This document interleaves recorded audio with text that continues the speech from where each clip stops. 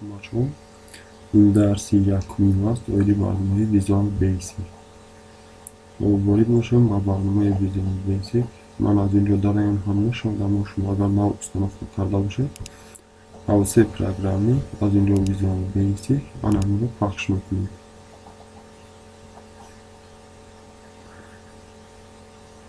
مثلا این برنامه ضبط اکرانی برنامه کمتر سست‌تر کار میکنه و ما همین استاندارد X0 رو انتخاب میکنیم تugmacha اوکی رو پخش میکنیم خب شما در اینجا با دقت باشید ما الان اینجا میدانی که میبینید اینجا میدانی کاری ما هست در اینجا چی عملی که میخوایم اجرا میکنیم و اینش باشد فرمای ما در همین چی کاری که با ما میکنیم در همینجا اجرا میکنیم خب این قسمت دیگر باشد جایی تugmacha های کماندوی و این قسمت دیگر باشد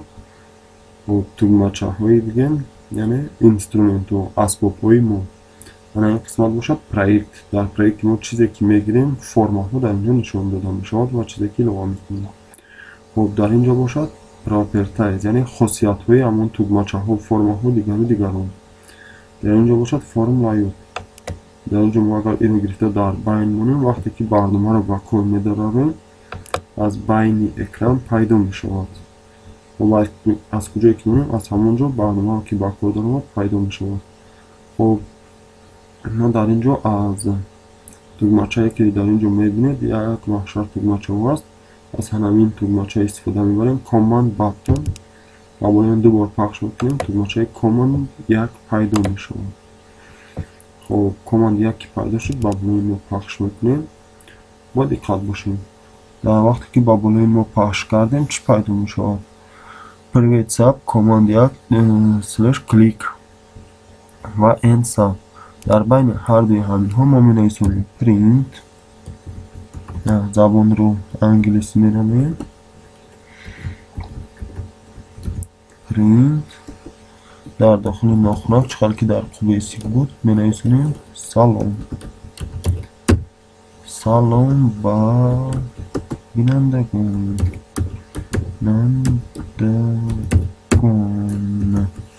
خب وقتی که ما نویسندیم در اینجا نگفته نماند که شما هم میتونید با مثال بگیریم حرفای انگلیسی نویسید و پرینت باز میتونید با حرفای تاجیکی هم نویسید نه با پرگی تاجیکی بلکه سلام با بینندگان حرفای ق و چ و ل ق ج ه کمتر مشکل است ماندن آنها اما کمتر حرکت کنید آنها را هم یاد میگیرید من در اینجا از استاندارد استفاده میبرم که آنها را به خود قبول نمیکنم خب برنامه را با کار میداریم tugmacha کاماند رو پخش میکنیم نگاه کنیم سلام با بینندگان و سلام با بینندگان یعنی هر دو اینها به کم بودی در بیسیک اینها کمتر مشکلی وار بود یعنی دشوار بود خب برنامه را محکم میکنم علاقه شما میدونید که اینها چی عمل رو اجرا میکنند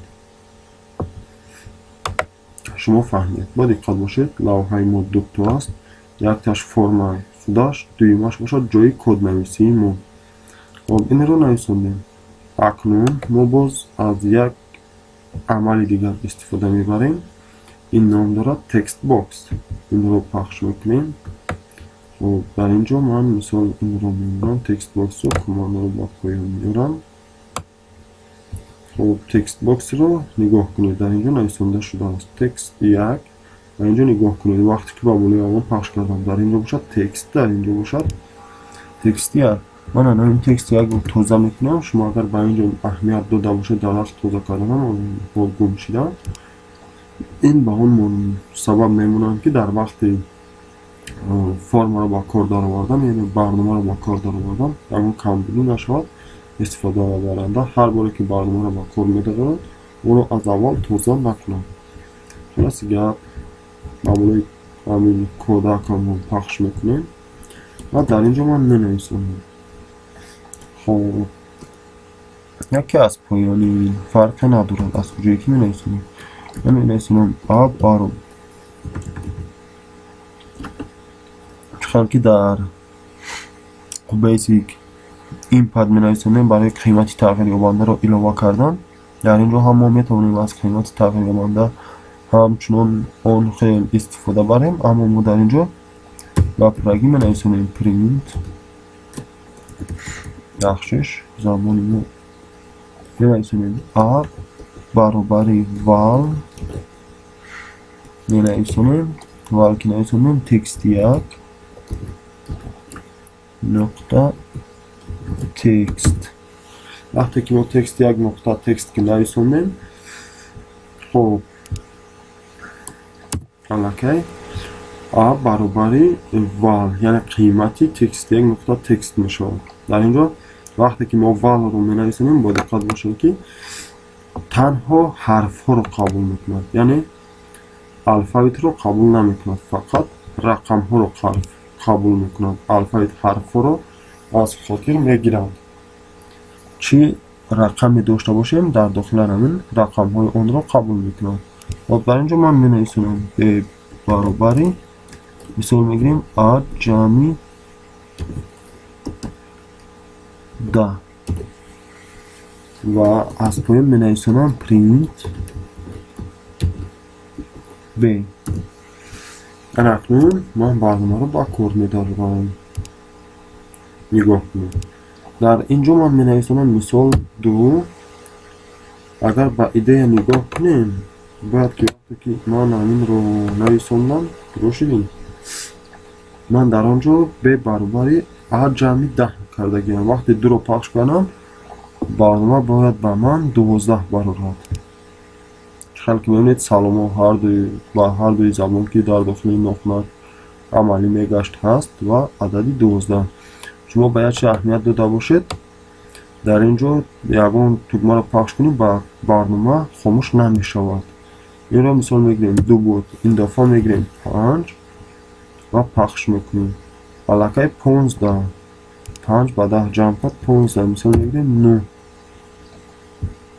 چند باره که ما قیمت همین رو علیش کنیم و قیمت این رو علیش هم نکنیم پخش کردن میگیریم همون برآمدن میگیریم، یعنی برنامه خاموش نمی شود. 34 چند که میبینید جواب 44 و آن همین تکمچه های سرخط رو پخش میکنیم بعد برنامه ما خاموش میشود.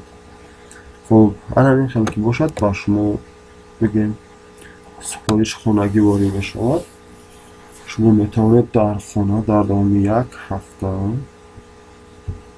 کاری کنید که علامت های جمع را از ایمان در اینجا نشان دادم. یکی از اصول های عادی طرح ضرب تقسیم رو در خانه با خوبی انجام دهید